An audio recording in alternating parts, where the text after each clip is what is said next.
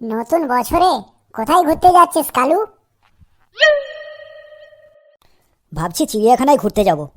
শুনলাম নাকি এখন চিড়িয়াখানায় নতুন নতুন অনেক কিছু বদল হয়েছে, নতুন নতুন অনেক জীবজন্তু এসেছে। চিড়িয়াখানায় তো ছোট বাচ্চারা যায় কালু। তুই কি এখনো ছোট বাচ্চা আছিস নাকি? কোনো অ্যাডভেঞ্চার জায়গায় ভ্রমণ করে আয় কালু। ফটিক একদম ঠিক কথাই বলেছে, অ্যাডভেঞ্চার জায়গায় ঘুরে আয় কালু। কোথায় ঘুরতে গেলে ভালো হবে ফেলু ভাই?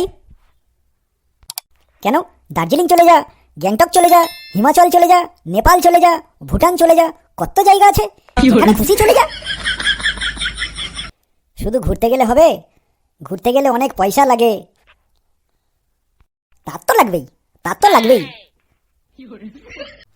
লেবু ভাই, শুনেছি তুই ভালো গান করতে পারিস, একটা গান গেয়ে শোনা ব্রো।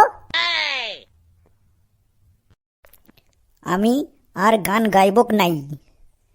স্যার্থ আইসা ধরুক আর 500 টাকা ফাইন হয়ে যাক। তোরা এটাই চাস বটে? এত ভয় পাচ্ছিস কেন লেবু? আমরা তো আছি। লেবু সোনা, ও লেবু সোনা, আমার জন্য একটা গান গিয়ে শোনাও না। ঠিক আছে, যখন পেঁচিটা বলছে তখন একটা গান হয়ে যাক বটে। হাসলে যে মিষ্টি করে প্রেম ঝরে দু চোখ ভরে। হাসলে যে মিষ্টি করে প্রেম ঝরে দু চোখ ভরে। ছিল যা পকেটের পয়সা দিলে সব ফাঁকা করে। ভালোবেসে আগে বুঝিনি, পরে যে হব ভিখারি। তাই বলি ভালোবাসার আগে ভেবে দেখো 100 বার করে। হাসলে যে মিষ্টি করে প্রেম ঝরে দু চোখ ভরে। হাসলে যে মিষ্টি করে প্রেম ঝরে দু চোখ ভরে। এই এই, তোরা ক্লাসের মধ্যে কে গান করছিলিস রে? আজ মনে হয় লেবুটা আবার ফেসে গেল রে।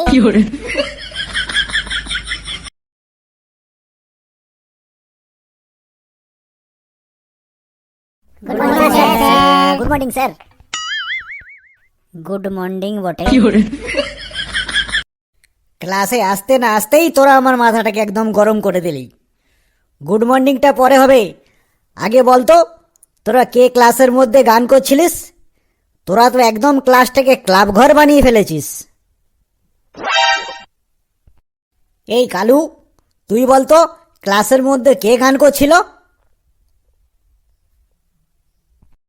না স্যার, কেউ গান করছিল না।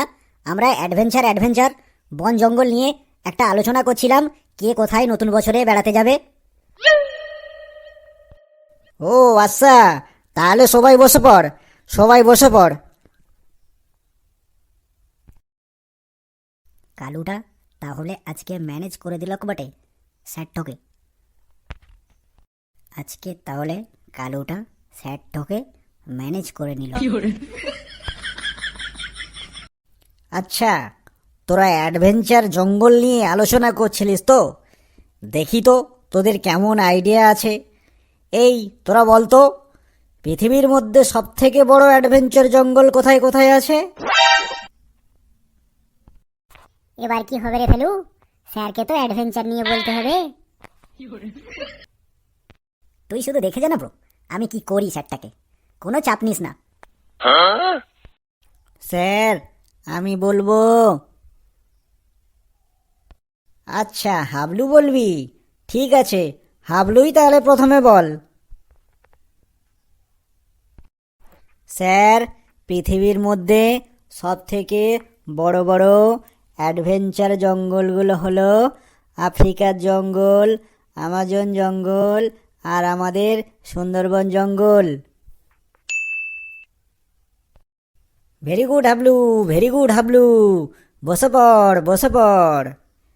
একমাত্র তুই হচ্ছে সবচেয়ে এই ক্লাসের ইন্টেলিজেন্ট স্টুডেন্ট, বুঝতে পারছি।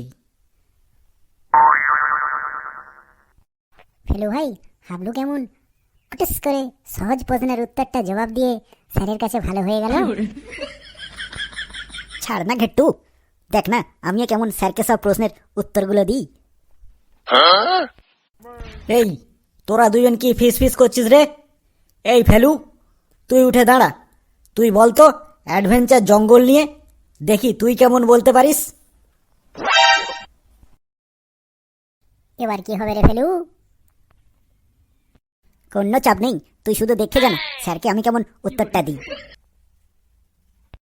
এই ফেলু, তুই বল অ্যাডভেঞ্চার জঙ্গল নিয়ে তুই কি কি জানিস, একটু বেশ ভালো করে বিশ্লেষণ করে বল তো দেখি। বলছি স্যার, স্যার এই অ্যাডভেঞ্চার জঙ্গল বলতে সব থেকে আমাদের একটা বড় জঙ্গল সবার আগে আমাদের মাথায় আসে, সেটা হলো স্যার অ্যামাজন জঙ্গল। আর এই অ্যামাজন জঙ্গলটা হচ্ছে পৃথিবীর মধ্যে সব থেকে বড় জঙ্গল। এখানে শুধু গাছ আর গাছ, গাছ আর গাছপালা দিয়ে ভর্তি।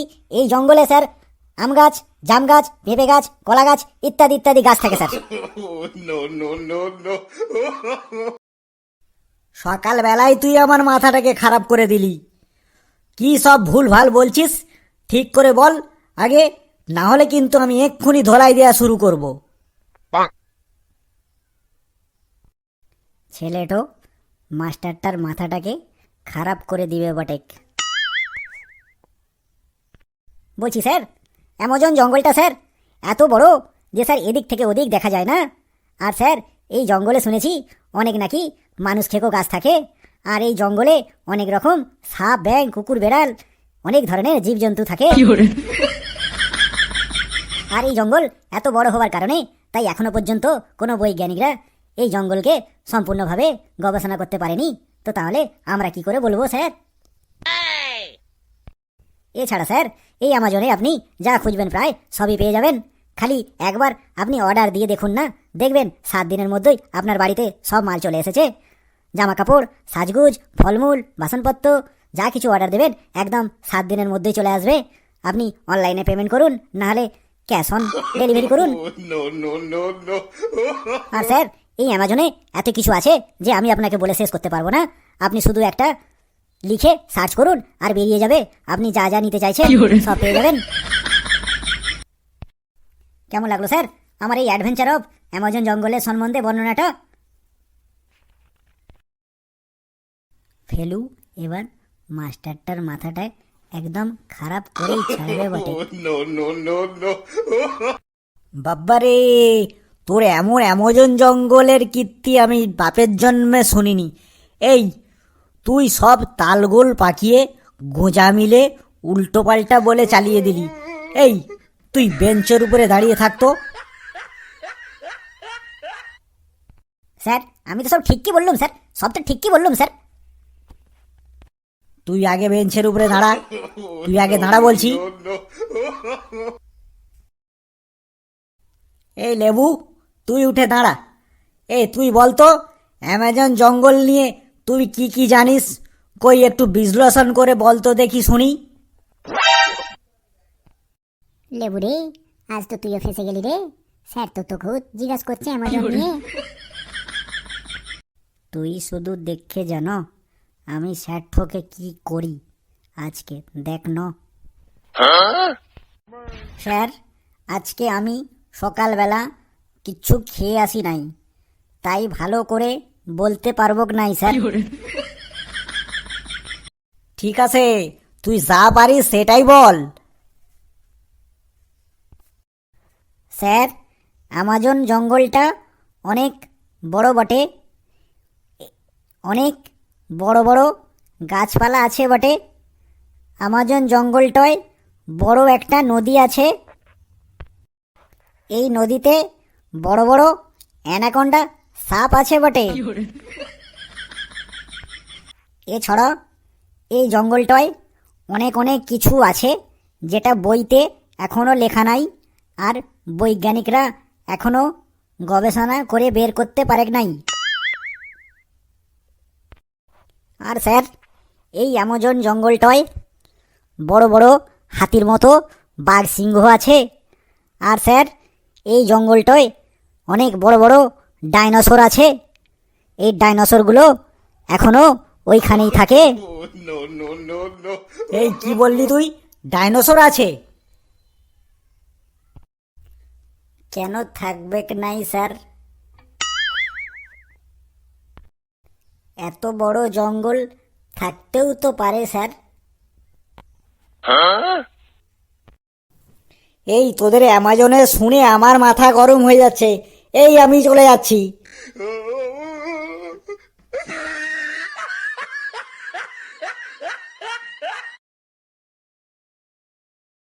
স্যার তোকে যা শুনিয়েছি, স্যার তো আজ 1 সপ্তাহ ভালো করে ঘুমোতে পারবে নাই। আমাদের সমস্ত দর্শক ভাইদেরকে হ্যাপি নিউ ইয়ার। আর আপনাদের এই ভিডিওটি কেমন লাগলো আপনারা অতি অবশ্যই আমাদেরকে জানাবেন। ভালো লাগলেও জানাবেন, আর না লাগলেও জানাবেন। আর সাথে সাথে একটা লাইক আর একটা সাবস্ক্রাইব করে আমাদের পাশে থাকবেন। হাসতে থাকুন, ভালো থাকুন, সুস্থ থাকুন। আর বলুন জয় হিন্দ।